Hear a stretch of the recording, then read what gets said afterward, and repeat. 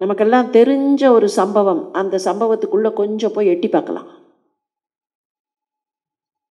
கால் மாட்டில் ஒருத்தன் உட்காந்தான், தரமாட்டில் உட்காந்தான் ஒருத்தன். தலைமாட்டில் உட்காந்தவன் நான் தான் பெரியவன் நினச்சான். கால் மாட்டில் உட்காந்தவன் பணிவோடு உட்காந்துருந்தான். நான் தான் முதல்ல வந்தேன் கிருஷ்ணான்னா. தலைமாட்டில் உட்காந்துட்டு இருந்த துரியோதனன். நான் கண்ணை திறந்தோன்னா அவன் தானே பார்த்தேன். கால் மாட்டில் உட்காந்துருந்த அர்ஜுனனை தானே பார்த்தேன். அது மாத்திரம் இல்லை துரியோதனா, அர்ஜுனன் உன்னை விட ஒரு வயசு சின்னவன். வீட்டில் எப்போவுமே ஒரே ஒரு ஸ்வீட்டு தான் இருக்குதுன்னா அம்மா என்ன பண்ணுவா? அண்ணனை விட்டுட்டு தம்பிக்கு தான் கொடுப்பா. என்ன இருந்தாலும் அவன் தம்பி. உன்னை காட்டிலும் ஒரு வயது சிறியவன் அவன் தம்பி. அதனால் ஃபஸ்ட்டு சாய்ஸ் அவனுக்கு தான். 2 சாய்ஸ் என்னங்கிறத கண்ணன் சொல்லிட்டான். நான் மாத்திரம் வருவேன், ஆயுதம் எடுக்காமல் வருவேன். இன்னொரு பக்கம் என்னை போன்ற வீரர்கள் ஒரு அக்ஷௌணி கிடைக்கும். ஒரு பக்கத்தில் ஒரு அக்ஷௌணி சைன்யம், இன்னொரு பக்கத்தில் நான் மாத்திரம். இது 2 தான். இந்த 2த்தில் என்ன வேணுங்கிறத முதல்ல அர்ஜுனன் டிசைட் பண்ணட்டும். அப்போது next person does not have a choice at all. There is no option. Whatever is left out, அவ்வளோதான். துரியோதனன் அதனால தான் முதல்ல நான் ஆப்ஷன் கேட்பேன்னா, இல்லைப்பா அவன் சின்னவன், அவன் கேட்கட்டும். அர்ஜுனன் கேட்டான், கண்ணா நீ மாத்திரம் போதும். அர்ஜுனன் பேசி முடிக்கிறதுக்குள்ளேயே துரியோதனனுக்கு சந்தோஷம் தாங்கலை. சந்தோஷம்னா அவ்வளவு சந்தோஷம். அன்னியிலேருந்து இந்த அர்ஜுனன் எப்போ பாரு முட்டாள் தான். பாரு, இந்த மாடு மேய்க்கிறவன், இந்த ஒத்த மாடு மேய்க்கிறவனை வச்சுன்னு என்ன பண்ணுறது? எனக்கு ஒரு அக்ஷௌணி சைன்யம். குருக்ஷேத்திர போர்க்களத்தில் போர் தொடங்கும் போது மொத்தம் இருந்த சைன்யம் 18 அக்ஷௌணி. 11 அக்ஷௌணி கௌரவர்கள் பக்கம் இருந்தது, 7 அக்ஷௌணி பாண்டவர்கள் பக்கம் இருந்தது. மொத்தம் சேர்த்து 18. இந்த பக்கம் 11, இந்த பக்கம் 7. நீங்கள் பார்த்தா கிட்டத்தட்ட ஸ்லைட்லி மோர் தென் ஹாஃப்ங்கிறது தான். 11, 7. ஒரு அக்ஷௌணி எனக்கு கிடைக்கும். ஒரு அக்ஷௌணிங்கிறது நம்பர் கணக்கு போட்டு பார்த்து கொள்ளுங்கள் எத்தனை வீரர்கள் இருப்பார்கள்னு. 21,670 யானைகள். அந்த யானைகளுக்கு யானைப்படை வீரர்கள். ஒரு யானைக்கும் மினிமம் யானை பாகன் ஒருத்தன், மினிமம் ஒரு வீரன்னு கணக்கு போட்டால் அவ்வளவு. அதே அளவுக்கு 21,670 தேர்கள். அந்த தேர்களை ஓட்டக்கூடிய தேரோட்டி, தேரில் நின்று சண்டை போடக்கூடிய போர் வீரன். தேரில் என்ன அட்வான்டேஜ்னா அவ்வளவு வெப்பன்ஸ் இருக்கும். ஏன் தேரில் சண்டைக்கு போனார்கள் அந்த காலத்தில்னா, வெப்பன்ஸ் கையில் எடுத்துன்னு போகணும், எல்லாத்தையும் கையில் தூக்கின்னு போக முடியாது. அப்போ தேரில் தேர் தட்டில் நிறைய அதுக்குன்னு ப்ரொவிஷன் இருக்கும், அந்தந்த வெப்பன்ஸ் எடுத்து சண்டை போட முடியும். இந்த 21,670 போல 3 மடங்கு குதிரைகள். அந்த அளவுக்கு குதிரைப்படை வீரர்கள். 21,670 போல 5 மடங்கு காலாட்படை வீரர்கள். இது மொத்தமும் சேர்த்தது தான் ஒரு அக்ஷௌணி. அப்போ 1,00,000க்கும் மேலே காலாட்படை வீரர்கள் மாத்திரம். இதெல்லாம் சேர்க்கும்போது அதில் எவ்வளவு மேன் பவர் இருக்கும்? இந்த ஒரு அக்ஷௌணி வேண்டுமா? ஒன்றுமே ஆயுதம் எடுக்காத கண்ணன் வேண்டுமா? இந்த மாடு மேய்க்கிற கண்ணனை வச்சுன்னு எனக்கு வேண்டாம், எனக்கு ஒரு அக்ஷௌணி கிடச்சிது, சந்தோஷம் துரியோதனனுக்கு. துள்ளி குதிச்சு ஓடினான். அங்கேருந்து துள்ளி குதிச்சு ஓடினா, சந்தோஷமாக போனான். அவன் அந்த பக்கம் ஓடிட்டான், இந்த பக்கம் அர்ஜுனனும் கண்ணனும். அர்ஜுனா, தெரிஞ்சுதான் செலக்ட் பண்ணியா? ஆமாம் கண்ணா, நான் ஒருத்தந்தான் வருவேன், ஆயுதம்லாம் எடுக்க மாட்டேன். பரவாயில்ல கண்ணா, நீ ஒருத்தன் இருந்தால் போரும் கண்ணா, ஆயுதம் எடுக்க மாட்டேன். வேண்டாம் கண்ணா. கண்ணா, ஒரு சின்ன ரிக்வெஸ்ட். என்ன? இந்த கையில் ஒரு குச்சி வச்சுட்டுருக்கல்ல? ஆமாம், ஆயர்பாடியில் மாடு மேய்க்கிறதுக்காக வச்சுட்டு இருந்திய ஒரு குச்சி, அது பத்திரமா இருக்கா? இருக்கே. அந்த குச்சியை எடுத்துட்டு என்னோட தேரோட்டியாவா. அந்த ஒரு குச்சியை எடுத்துன்னு என் தேரோட்டியாவா, அது போகிறோம் எனக்கு. தனக்கு தேரோட்டியாக கண்ணன் வர வேண்டும்ங்கிறது அர்ஜுனனோட சாய்ஸ், நாட் கண்ணன்ஸ் சாய்ஸ். பக்தன் கேட்டான், பகவான் வந்தான். எனக்கு தேரோட்டியாவா? போர்க்களத்தில் தேரோட்டியா இருக்கிறது தான் கஷ்டம், வீரனா இருக்கிறது கஷ்டம் இல்லை. அதை விட கஷ்டம் தேரோட்டி தான். ரொம்ப சுலபமா சொல்லிடலாம், பத்தற்கு ரதத்தை கடவிய பச்சை புயல்னு. போர்க்களத்தில் ரெண்டு பேரும் கம்யூனிகேட் பண்றதே கஷ்டம். அங்கே ஒரு குதிரை கனைக்கும், இங்கே யானை பிளரும், அடிபட்டு விழுந்தவன் கத்துவான், சண்டைக்கு போகிறவன் அந்த வேகத்தில் கத்துவான். இப்போ கூட பார்க்குறோமா இல்லையா, சண்டைக்கு போகிறச்சே ஓன்னு கத்தின்ண்டே போகிறதெல்லாம் பார்க்குறோமா இல்லையா, அந்த மாதிரி கத்துவான். 10 பேர் கத்தும்போது தேரை ஓட்டுறவங்கிட்ட மேலே நின்று சண்டை போடுறவன் கம்யூனிகேட்டே பண்ண முடியாது. சரி, அப்படி கம்யூனிகேட் பண்ணுறது கஷ்டம் ஒரு பக்கம்னா, இன்னொரு பக்கம் அவனுடைய கவனம் அங்கே இருக்கும். இப்போ கொஞ்சம் கற்பனை பண்ணி பாருங்கள், அங்கே ஒருத்தன் இருக்கான், இங்கே ஒருத்தன் தேரில் நிற்கிறான், அங்கே ஒருத்தன் தேரில் நிற்கிறான். இங்கேருந்து டார்கெட் எடுத்து அவன் மேலே அம்பு போடணும், அவன் மேலே அம்பு போடணும். தேரோட்டி, நான் அவன் மேலே அம்பு போட போகிறேன், அதுக்கேற்ற மாதிரி தேரை கொண்டு போ அப்படின்னா, இந்த தேரை அவனுடைய அந்த மூமெண்ட்டுக்கு கரெக்டாக இவன் பிளான் பண்ணி ஓட்டணும். அவன் என்ன மூமெண்ட்டில் போகிறான், அவன் இந்த பக்கம் போகிறானா, அவன் அந்த பக்கம் போகிறானா, இதையெல்லாம் காஜ் பண்ணி அவனுடைய ஸ்பீடுக்கு ஏற்ப இந்த தேரை கொண்டு போகணும். அது மாத்திரம் இல்லை, போர்க்களத்தில் சமதரையெல்லாம் இல்லை, டெரெயின் அப்படியே நல்ல ஃப்ளாட்டாக அழகாக இருக்குது. மழை நாள் அன்னைக்கு குண்டும் குழியுமா ரோடு இருக்கிறச்சே ஒரு 1 கிலோமீட்டர் தூரம் வண்டியை ஓட்டிட்டு எத்தனை பேருக்கு சாபம் கொடுக்குறோம், பண்ணுறோமா இல்லையா? குதிரை கிடக்கும், யானை கிடக்கும், அது மேலே ஏற்றிலாம் ஓட்ட முடியாது தேரை. அடிபட்டு விழுந்து கிடக்கக்கூடியவர்கள், அவர்கள் மேலே ஏற்றியா ஓட்ட முடியும்? அவர்களை டீவியேட் பண்ணி போகணும், சர்க்கம்வெண்ட் பண்ணி போகணும்.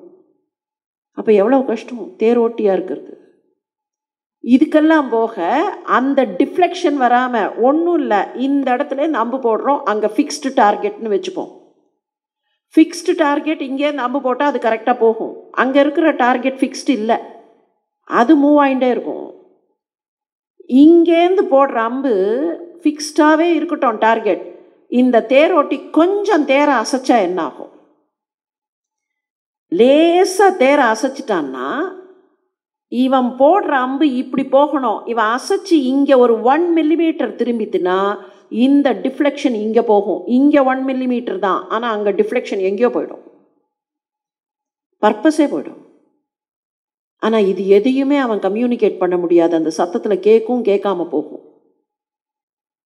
மேலே நிற்கக்கூடியவன் சரியான விதத்தில் போர் செய்ய வேண்டும் என்றால் தேரோட்டி மிக துல்லியமாக அந்த தேரை ஓட்ட வேண்டும்.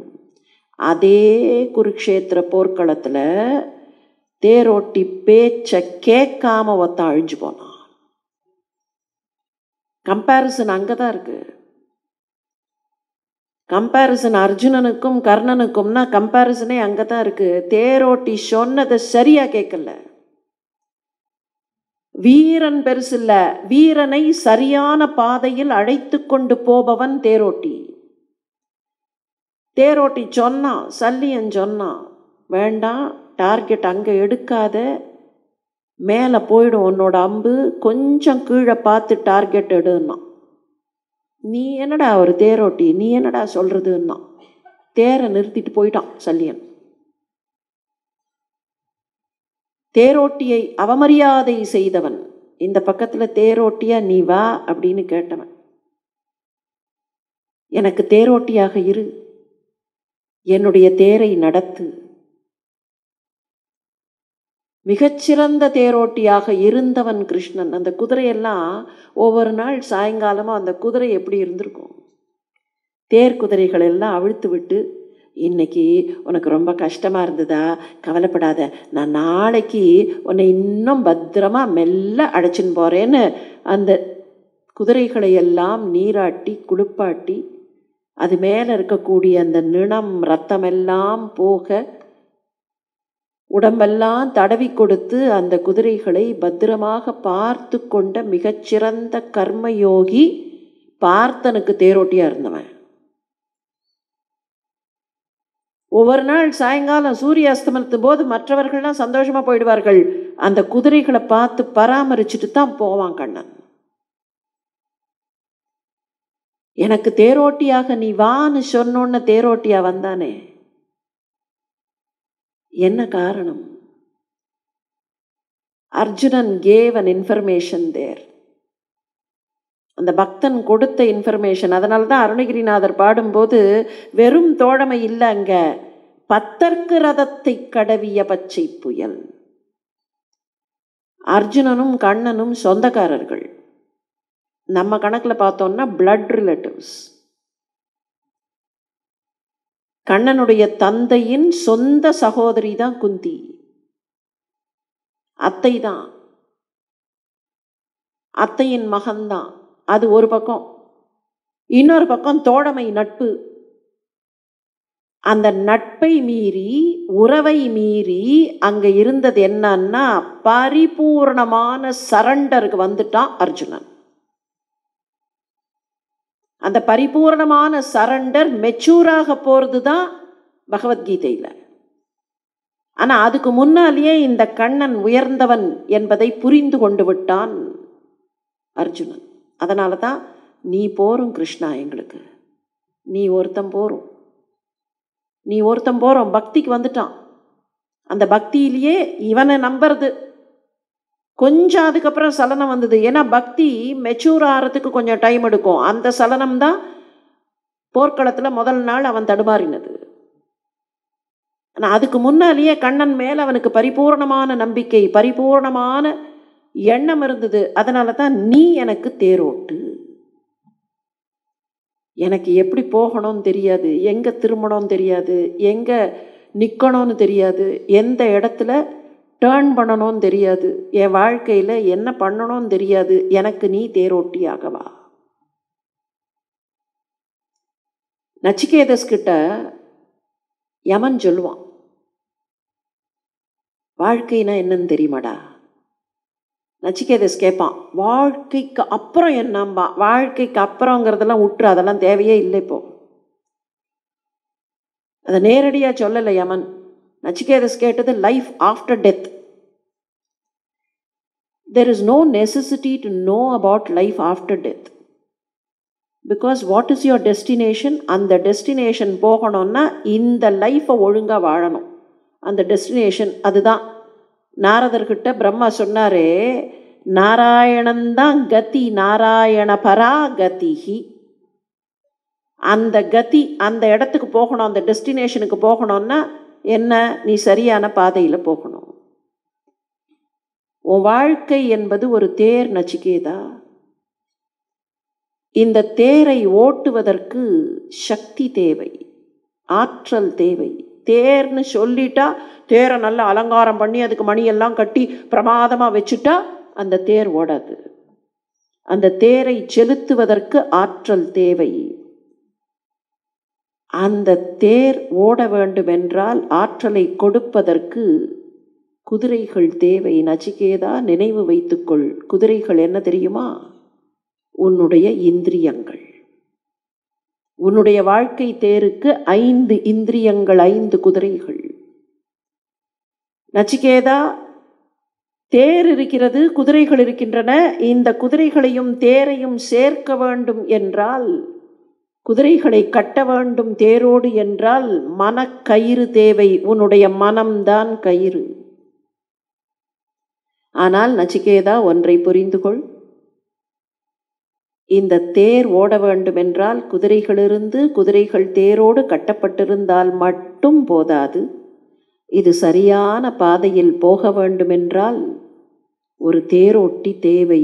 அந்த தேரோட்டி உன்னுடைய புத்தி. இது நச்சிகேதஸுக்கு யமன் சொன்னது. இது எப்படி கண்ணன் கிட்ட வந்தது? கண்ணன் அர்ஜுனனுக்கு மாத்திரம் தேரோட்டினானா, இல்லை இன்னும் வேற யாருக்காவது தேரோட்டினானா? ஒரு சில கணங்கள் பொறுத்திருந்து தெரிந்து கொள்ளலாம். Sorry for the break. Of course, it's not a commercial break. Then I want to thank Dr. Sudha Seshayan for readily accepting our request to give the lecture on 3 days. And it's highly interesting and highly informative. And in the short period, of course, we are given a very short time. அந்த இதுக்குள்ளே இந்த 3 சப்ஜெக்டும் இவ்வளோ short பீரியடில் she can alone do that. Nobody else can do it. எப்போவுமே நான் அன்றைக்கே சொல்லியிருக்கேன், she can talk on any subject at any time. ப்ரிப்பரேஷனே வேண்டாம். எந்த சப்ஜெக்ட் எப்போ கொடுத்தாலும் அதில் சயின்ஸ் இருக்கும், ஹிஸ்ட்ரி இருக்கும், எக்கனாமிக்ஸ் இருக்கும். அதே போல் டாக்டர்னாக்கா இது நாட் அ மெடிக்கல் டாக்டர், இது நிறைய டாக்டர் போட்டுக்கலாம், எல்லா இதுலேயும் doctorate. So I once again thank for already acceptance for all the 3 days. Nachiketas கிட்ட யமன் சொன்னது ரொம்ப அழகான வார்த்தை. அது புத்தினா தேரோட்ட வேண்டியது புத்தி. புத்திங்கிறத நாம் இன்னைக்கு பயன்படுத்துகிற அந்த பெர்ஸ்பெக்டிவில், அந்த அர்த்தத்தில் இல்லை. புத்தினா நாம் இன்னைக்கு என்ன நினச்சிட்டு இருக்கோம்னா, whatever we learn and store. ரொம்ப புத்திசாலி அப்படின்னா என்ன நினைக்கிறோம்? நாம் ஏதோ சில விஷயங்களை கற்றுக்கொண்டு, அப்படி கற்றுக்கொண்ட அந்த விஷயங்களை ஸ்டோர் பண்ணி வச்சிருக்கிற ஏதோ ஒரு சேம்பர் தான் நமக்கு புத்தி. புத்திங்கிறதுக்கு அது அல்ல அர்த்தம். புத்திங்கிறது எல்லாவற்றையும் முறையாக தொகுத்து புரிந்து கொண்டு பெறுகிற ஞானம். அந்த ஞானம் தெய்வீகம் உரைகிற ஞானம். அதனால தான் புத்தி தேரோட்டணும்னா, தேரோட்டியா ஒருத்தன் இருக்கணும்பா, புத்தி இருக்கணும். புத்தி அங்கே தேரோட்டினால் அந்த தேர் சரியாக போகும், சரியான பாதையில் போகும். குதிரையை மட்டும் விட்டால் சரியான பாதையில் போகாது. குதிரையை மாத்திரம் விட்டோன்னா கரெக்டாக போகாது, கேலப் பண்ணின்னு போகும். வேகம் வேணா இருக்கும், விவேகம் இருக்காது. குதிரைக்கு கடிவாளம் போடுவார்கள். எந்த குதிரையாக இருந்தாலும் அதுக்கு கடிவாளம் கட்டுவார்கள். ஏன் தெரியுமா? அதுக்கிட்ட இருக்கிற ஒரு பெரிய குறை நம்மக்கிட்ட இருக்கிற அதே குறை. ஒன்றுமில்லை, உக்காண்டிருக்கோம், ஏதோ ஒரு விஷயத்தை பண்ணுறோம். இப்போ இங்கேயே உட்காந்துருக்கோன்னு வச்சுப்போம். ஒன்று இங்கேருந்து பார்வை அங்கே இருக்கணும், அங்கேருந்து பார்வை இங்கே இருக்கணும். ஏன்னா இதுதான் இப்போ பிரதானம் இல்லையா? ஆனால் அங்கே சலனம் வந்தோடனே என் கண் அந்த பக்கம் போச்சே. யார் வந்தார்கள், யார் நிற்கிறார்கள், கான்சன்ட்ரேஷன் அங்கே போச்சா இல்லையா? அது இன்னைக்கு வேணும் வேண்டாங்கிறது வேற. ஆனால் இயல்பு என்ன? பெரிஃபரல் விஷனில் ஒரு சின்ன அசைவு வந்தால் டக்குன்னு அப்படி கண்ணு திரும்பிடும். குதிரைக்கும் அதே தான் சிக்கல். குதிரை வேகமாக போகும்னு நினைப்போம், அதுக்கு சைடில் ஏதாவது ஒரு சின்ன அசைவு வந்ததுன்னா முன்னால் போகாது, அப்படியே திரும்பும். திருப்பி இன்னும் அசைவு வந்து அங்கேயே சுற்றும். அதனால தான் கடிவாளம் கட்டுவார்கள். இந்த பக்கம் அந்த பக்கம் கட்டினாதான் இந்த பார்வையை இந்த பக்கம் தடுமாறி போக விடாமல், திசை தடுமாறாமல் அது போக வேண்டிய திசையில் போகும். சரி, அப்படியே வேகமாக போகக்கூடிய குதிரையை கூட எந்த இடத்துல வேகமாக போகணும், எந்த இடத்துல ஸ்லோவாக போகணும், எந்த இடத்துல சுற்றி போகணும், இதையெல்லாம் மேலே இருக்கிற புத்தி டிசைட் பண்ணணும். வெறுமனை விட்டால் அது பாட்டுக்கு இன்னொரு குதிரை மேலே ஏறி போகும், யானை மேலே ஏறி போகும், இல்லை போய் எங்கேயாவது கவுந்துரும். அதனால தான் யமன் சொன்னான், உன்னுடைய வாழ்க்கை தேரை செலுத்துவதற்கு புத்தி என்கிற தேரோட்டி வேண்டும்.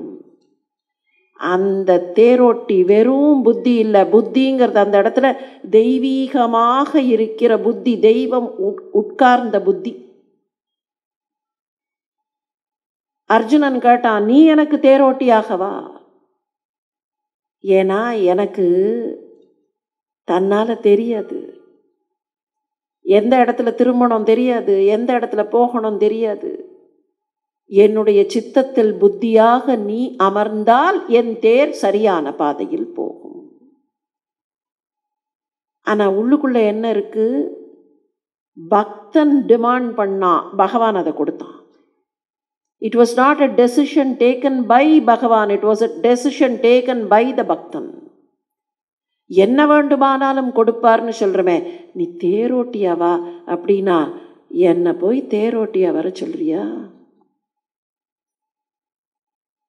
அதே மகாபாரதத்தை நினைத்து பாருங்கள், அதே சல்லியனை நினைத்து பாருங்கள். கர்ணனுக்கு தேரோட்டி வேணும் அப்படின்னு போய் துரியோதனன் கேட்டோன்னா முதல்ல சல்லியன் ஒத்துனானா? தேரோட்டியா நானா? நான் ஒரு அரசன், நான் எப்படி தேரோட்டுவேன்? சாதாரண அரசனே நான் எப்படி தேரோட்டுவேன்னு கேட்டான்.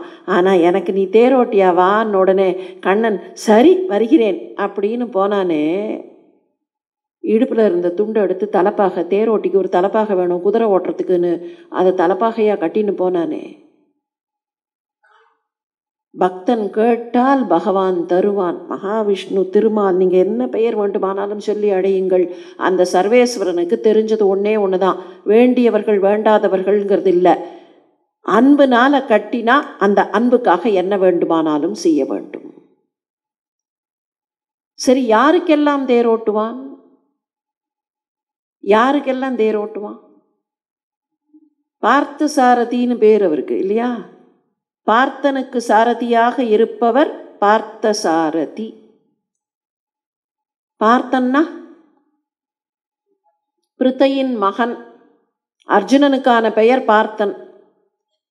பார்த்தன்கிற பெயருக்கு காரணம் குந்திக்கு இயற்பெயர் பிருத்தை.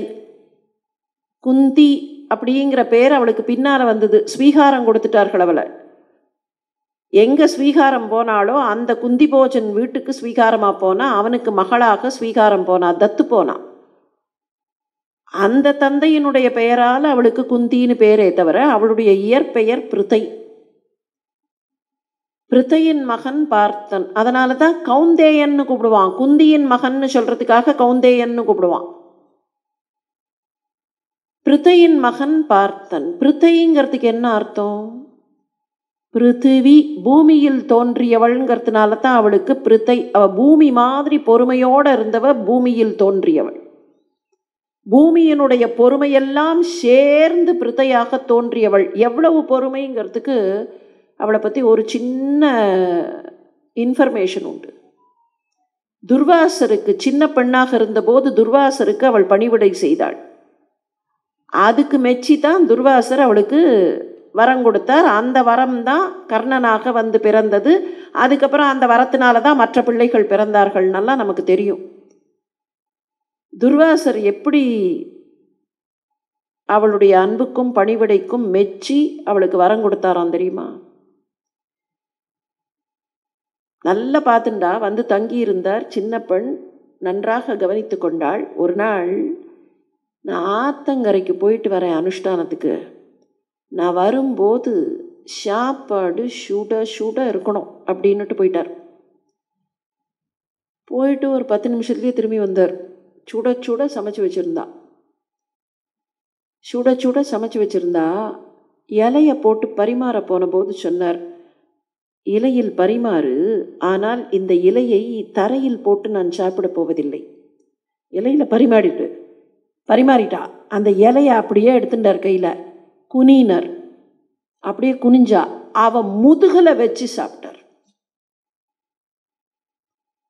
எந்த பொறுப்பையும் எந்த சிக்கலையும் தன்னில் தாங்கக்கூடியவள் பிருத்விக்கு சமானமானவள். எவ்வளவு சிக்கல் வந்தாலும் பொறுமையோடு பூமி தாங்குகிறதா இல்லையா? அகழ்வாரை தாங்கும் நிலம் அந்த மாதிரி தாங்கக்கூடியவள் பூமிக்கு சமானமானவள்ங்கிறதுனால தான் அவளுக்கு பிருத்தைன்னு பேரு. பூமியாக இருப்பவள். இப்போ பிருத்தையின் பிள்ளை அப்படிங்கிறதுக்கு உண்மையிலேயே என்ன அர்த்தம்னா, இந்த பூமியில் பிறந்தவர்கள் எல்லாம் பிருத்தையின் பிள்ளைகள், பார்த்தர்கள். இந்த பூமியில் பிறந்தவர்கள் எல்லாம் பார்த்தர்கள். அப்போ பார்த்த சாரதினா என்ன அர்த்தம்னா, அந்த பார்த்தனுக்கு மாத்திரமில்லை, இந்த பார்த்தர்கள் சாரதியாக இருந்து எங்கள் வாழ்க்கையை நடத்துன்னு கேட்கும்போது பார்த்த சாரதியாக இருந்து அந்த வாழ்க்கையை நடத்தி கொடுப்பான். ஆனால் பண்ண வேண்டியது என்ன? நாங்கள் பார்த்தர்கள்னு சொல்றதுல இல்லை. அப்பா, நாங்கள் ஒன்றும் தெரியாத பார்த்தர்கள், எங்களுக்கு தெரியாதுப்பா, என்ன பண்ணணும்னு தெரியல, அடுத்த நாள் என்ன பண்ணணுங்கிறதே எங்களுக்கு தெரியல, எந்த டெசிஷனும் எங்கள் கையில் இல்லை, நாங்கள் உன்கிட்ட டிபெண்ட். எங்களுக்காக டெசிஷன் எடுத்து எங்கள் வாழ்க்கையை எப்படி நாங்கள் வாழணும்னு வழி காமிச்சேன்னா, எங்கள் குதிரையை ஓட்டினேன்னா, எங்கள் தேரை ஓட்டினேன்னா, எந்த இடத்துல கொண்டு போய் நீ நிறுத்தி என்ன பண்ண சொல்கிறியோ அதை நாங்கள் செய்ய முடியும்னு காலடியில் விழுந்தா, துருவன் நாராயணா நாராயணான்னு சொன்னதை போல சொன்னால், சகாதேவன் அந்த காலடியை அப்படியே தன்னுடைய உள்ளத்தில் பற்றியது போல பற்றி கொண்டால், குந்தி தேவி எனக்கு கஷ்டங்களை கொடு கண்ணா, அந்த கஷ்டங்கள் உன்னை நினைக்க வைக்கின்றனான்னு கேட்டது மாதிரி கேட்டா, என்னோட வாழ்க்கை தேரை நீ நடத்துன்னு அர்ஜுனன் கெஞ்சியதைப் போல கெஞ்சினால் என்ன வேண்டுமானாலும் செய்வான், எத்தனை அவதாரங்கள் வேண்டுமானாலும் எடுத்து நமக்காக வாழ்ந்து காட்டுவான். அதுதான் அந்த திருமாலுடைய பெருமை. திருமால் பெருமைக்கு வார்த்தைகள் இல்லை, திருமால் பெருமைக்கு அளவிடுவதற்கு வார்த்தைகள் இல்லை. ஆனால் அதை அளவிடுவதற்கும் இருக்கிற ஒரே ஒரு வழி அன்புதான், மாறாத அன்புதான் என்பதை நினைவுபடுத்தி, இந்த 3 நாட்களும் 3 தெய்வ திருமேனிகளை, ஒரே ஒரு பரம்பொருள், அந்த பரம்பொருளுக்கு விதவிதமான திருமேனிகள் அப்படின்னா 3 தெய்வ திருமேனிகளை நல்ல உள்ளங்களோடு சேர்ந்து எண்ணி பார்ப்பதற்கு ஒரு நல்ல வாய்ப்பை கொடுத்த தியாக பிரம்மகான சபையின் பெருமக்கள் அனைவருக்கும் நெஞ்சார்ந்த நன்றியை பாராட்டி, இந்த தெய்வ திருமேனிகள் அத்தனை பேரும் பரம்பொருளான அந்த சர்வேஸ்வரன் எல்லோருக்கும் எப்போதும் நன்மையை கொடுக்க வேண்டும் என்கிற பிரார்த்தனையை அந்த பரம்பொருளின் திருப்பாத கமலங்களிலேயே வைத்து, இந்த பயணத்தில் உடன் வந்த எல்லோருக்கும் மீண்டும் ஒரு முறை நன்றி தெரிவித்து விடைபெறுகிறேன். நன்றி, வணக்கம்.